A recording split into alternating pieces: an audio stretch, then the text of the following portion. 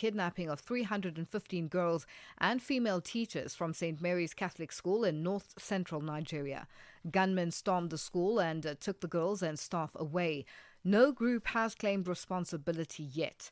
The CSVR says this is another brutal attack on the safety and dignity of women and girls in Nigeria and wants urgent regional action to stop the violence. And for more on this, we are joined on the line by Annah Moyo, the Executive Director at the Study of Violence and Reconciliation Advocacy. Anna, good afternoon and thank you for joining us on Africa Update. Thank you, Lulu. Good afternoon. Anna, what are your main concerns about the hundreds of girls and staff that are still missing from the St. Mary's abduction? Our primary concern as the Center for the Study of Violence and Reconciliation is basically the safety, the well-being and dignity of the abducted schoolgirls and the staff, the teachers from the St. Mary's Catholic School, many of whom are really at extreme risk of sexual violence, trafficking, forced marriage, exploitation, and prolonged trauma with a continued abduction without any party taking responsibility for the kidnappings. And all of this uncertainty really also poses serious threats to the families who are severely traumatized at this point. So with every hour that passes without any word, without knowing where their loved ones are, without knowing about the state and the risks that the girls are facing, basically it means a lot of fear, not only for the families but also for communities at large from the very regions where this took place. So as the center, we are really concerned about the recurrence of these mass abductions, particularly of schoolgirls in schools, which really signals a deepening protection crisis across northern Nigeria. Now, what concrete regional actions are you calling for that Nigeria and its neighbors that you believe are currently failing to deliver in terms of the safety, ensuring that the citizens of whatever region in Nigeria are safe, including their neighboring countries? We are calling for coordinated regional action, not isolated national responses or not specific community-based responses. This is a national crisis. This is basically a regional crisis. It requires a coordinated response. So we are really calling for the kind of responses that really look at strengthening cross-border intelligence and cooperation across the ECOWAS region and the Lake Chad Basin, because we have seen a lot of armed groups routinely moving people, moving weapons and ransom networks across these borders. We are also calling for the creation of a regional rapid response mechanism for mass abductions, enabling immediate deployment of specialized investigative protection and research and rescue units. So we're really calling for this coordinated approach amongst the humanitarian agencies, ECOWAS, the national governments of these countries concerned at a regional level. But also we are calling for prioritization of protection of girls in conflict zones or in high-risk areas like the northern parts of Nigeria through harmonized early warning systems that are taken seriously by the government. We are calling for regional surveillance of kidnapping hotspots and this information being passed on to communities, being passed on through social media, the national news agencies, so that everyone is aware, and particularly women and girls, they are aware of these hotspots, and everyone knows that we need heightened security and presence of police, particularly in some of these areas. We are also calling for joint border operations that will really disrupt the operations of some of these armed groups. Now, you mentioned something that's very key, hotspots or hotspot areas.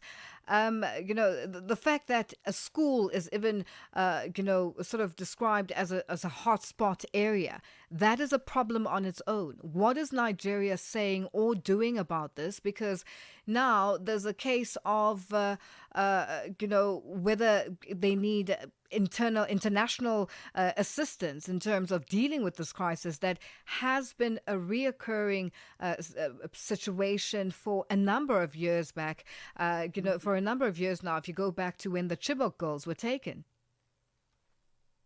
Indeed. So it's really worrying, Lulu, that we are here now in 2025 and we are still being caught by surprise, or rather the Nigerian government is still being caught by surprise when this happened, particularly given that this is not the first incident of mass abductions in the country, or abductions for ransom purposes. So we have seen the Chibok girls. It happened in a school setting. We are seeing it happening again in a school setting. Already schools ought to have been declared hotspots for some of these kidnappings, for ransom, and even for violent extremist activities, particularly given what is happening in northern parts of Nigeria. But we have not seen this happening. We have seen business as usual approach by the government. And when such incidents happen, we go back to square one. So we really need, amongst other things, the government of Nigeria to particularly invest in preventing such security breaches, particularly in schools.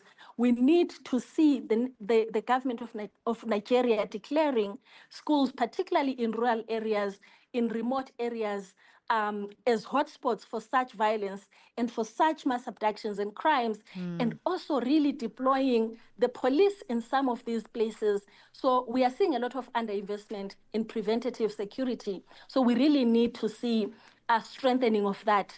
We really need to see again the creation of community-based alert networks or trained school security liaison officers being deployed in schools, those who can really link to some of the national government surveillance and security and early warning systems, so that we have this coordinated and concerted approach to addressing these issues. Anna, we have run out of time, but I have to ask this.